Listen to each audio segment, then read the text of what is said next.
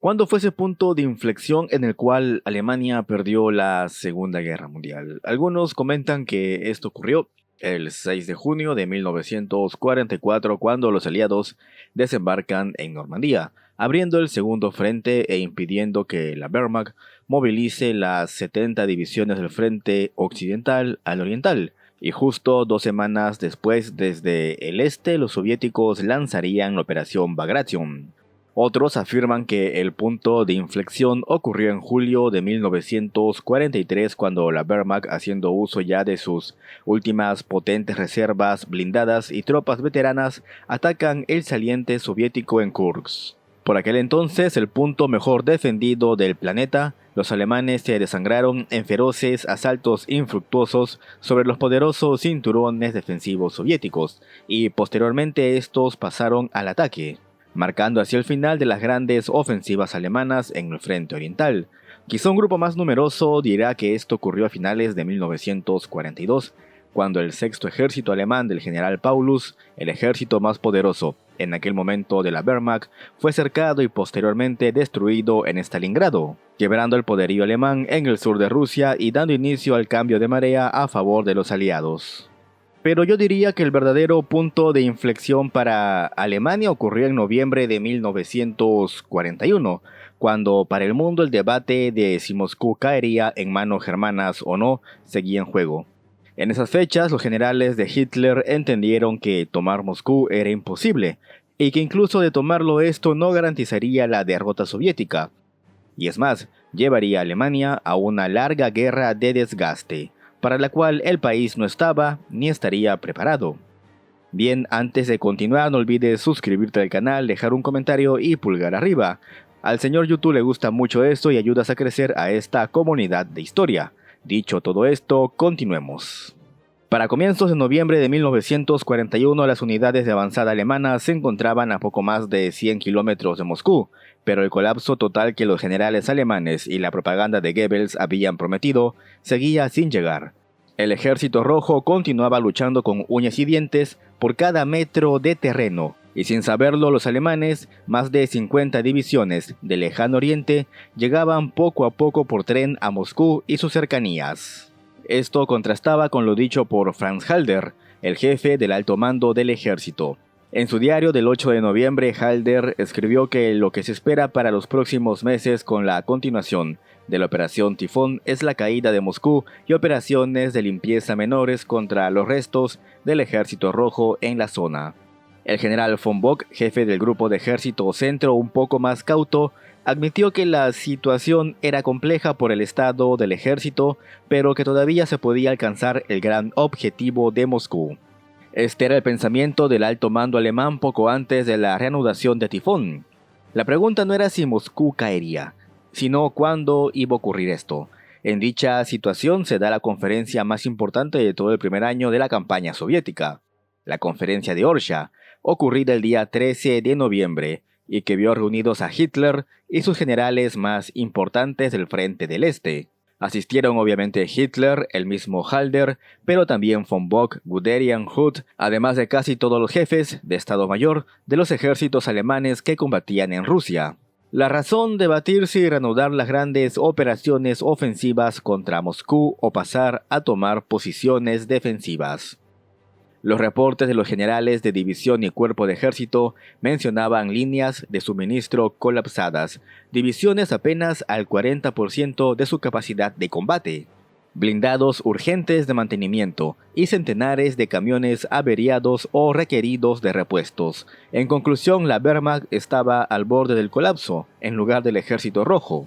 Aún así, Halder comenzó la reunión planteando dos posibles escenarios. El primero, una ofensiva ambiciosa, que discurría desde Vologda en el norte vía Gorki y Stalingrado hasta Maikop.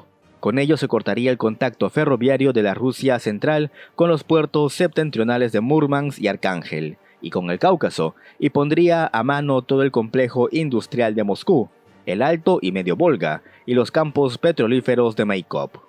La otra opción, la ofensiva limitada, terminaba cerca de Sbir, casi 50 kilómetros al este del lago Ládoga, y en el sur en Rostov, en la desembocadura del río Don. En el centro pasaba a unos 260 kilómetros al este de Moscú, Esta ofensiva daba una conexión segura con el ejército finlandés en Eresbir, pondría bajo control Moscú y el grupo de ciudades industriales al nordeste entre Rybinsk y Yaroslav, cortaría todos los ferrocarriles procedentes del este con dirección a Moscú y pondría al grupo de ejército sur en posición para futuros avances hacia Stalingrado y el Cáucaso.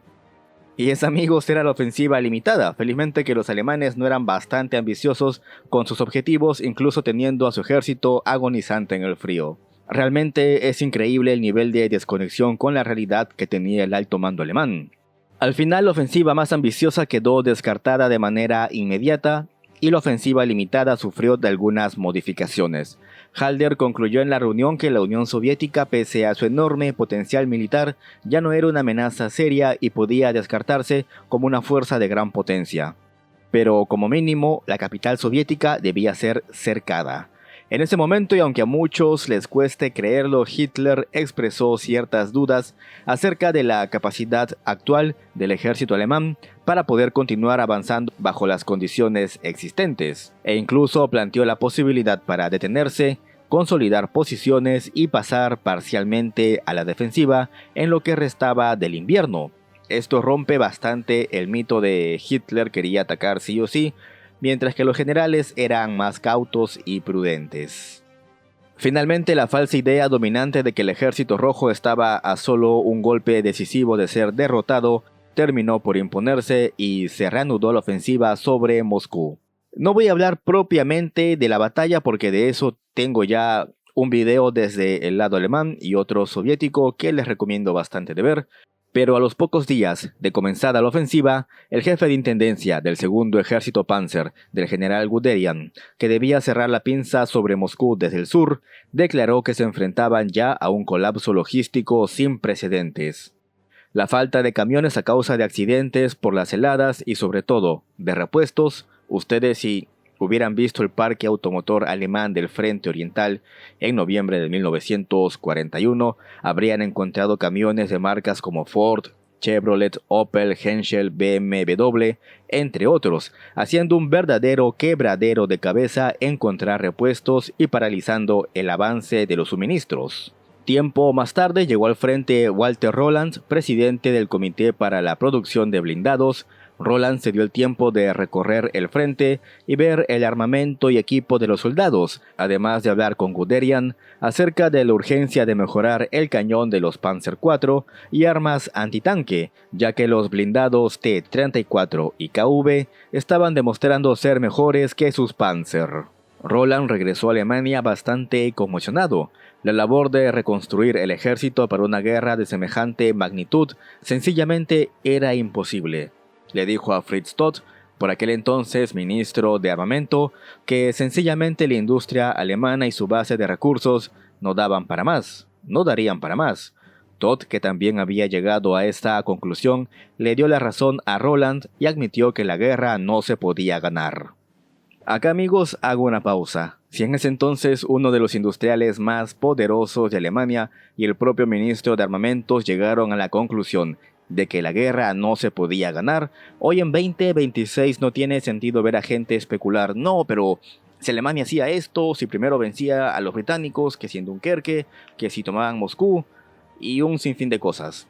Señores, en una guerra como la Segunda Guerra Mundial no se trataba de quién era el ejército más fachero, que si tenían a von Manstein, a Model, que si los uniformes eran elegantes. Un conflicto de esa magnitud se sostiene con una industria poderosa y enormes recursos económicos y materias primas. Y sencillamente el Reich alemán no estaba listo ni lo estaría nunca.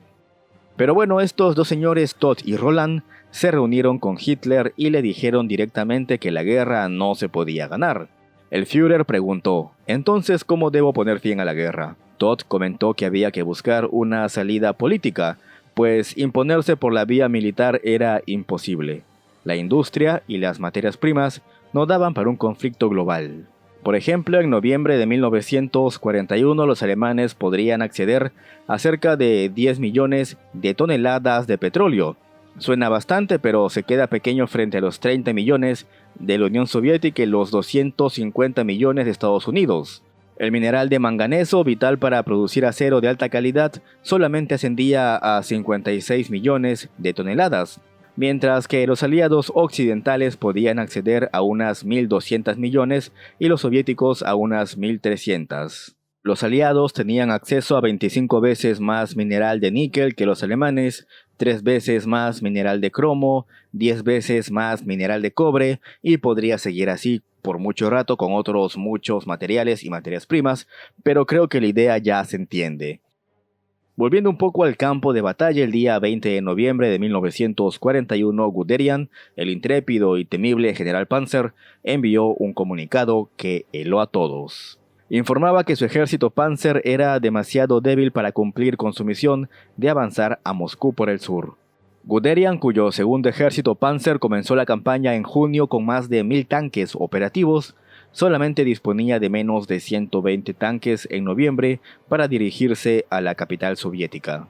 120 tanques es más o menos la fuerza total de una división Panzer al completo, así que los alemanes intentaban asaltar Moscú por el sur, con el equivalente a una división Panzer.